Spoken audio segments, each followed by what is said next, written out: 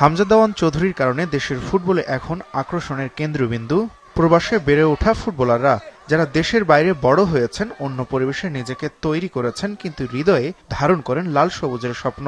বর্তমানে জাতীয় দলে যে কয়েকজন পাসপোর্ট পরিবর্তন করা ফুটবলার খেলছেন, তাদের মধ্যে আলোচনার কমেই থাকেন কানাডায় বেড়ে ওঠা ফুটবলার কাজেম কিরমানি শাহ। মধ্যমাঠে গতি, শক্তি আর অবিশ্বাস্য ওয়ার্ক রেট মিলিয়ে কাজেম এখন জাতীয় দলের অন্যতম আলোচিত। 2023 সালে প্রিমিয়ার লিগের মধ্যমাঠে দারুণ খেলেন তিনি। নজরে আসেন হেড কোচ হাবিয়ার ক্যাব্রেরার। একই বছর বিশ্বকাপ বাছাই পর্বের ম্যাচে অভিষেক তার বদলি হিসেবে লেবাননের বিপক্ষে খেলে। এরপর জাতীয় দলের জার্সিতে এখন পর্যন্ত 6টি ম্যাচ খেলেছেন কাজেম। খেলেছেন এশিয়ান কাপ বাছাই ভারতের বিপক্ষের ম্যাচটাও। 2026 সালে 31 মার্চ সিঙ্গাপুরের বিপক্ষে বাংলাদেশ খেলবে এশিয়ান কাপ বাছাইয়ের শেষ ম্যাচ। সেখানেও নিজের প্রতিভার ছাপ রাখতে চান এই attacking midfielder. Best level achieve করতে চাই, প্রতিদিন প্র্যাকটিস হার্ড করি, জিম করি, এসব।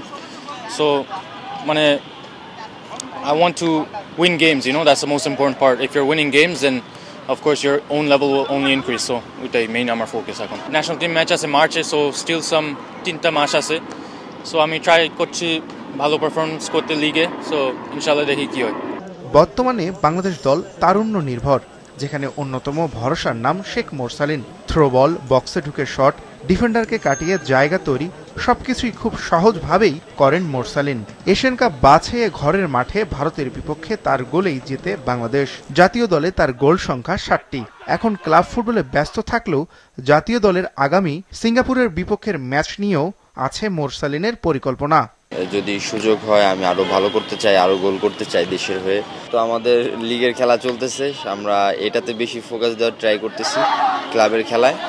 তো ক্লাবের খেলা যখন শেষ হবে, ওইটা যখন আসবে, তখন আমরা ওইটা নিয়ে একদম পরিপূর্ণভাবে প্রস্তুতি নিব। শুধু কি কাজেম আর মোরসালিন? জাতীয় দলে এমন তরুণ আছেন আরও। পাইপলাইনেও আছেন পাসপোর্ট পরিবর্তন করে বাংলাদেশে হয়ে খেলার স্বপ্ন দেখা আরও তরুণ ফুটবলার, যাদের নিয়েই এখন এগিয়ে যাচ্ছে বাংলাদেশ ফুটবল দল।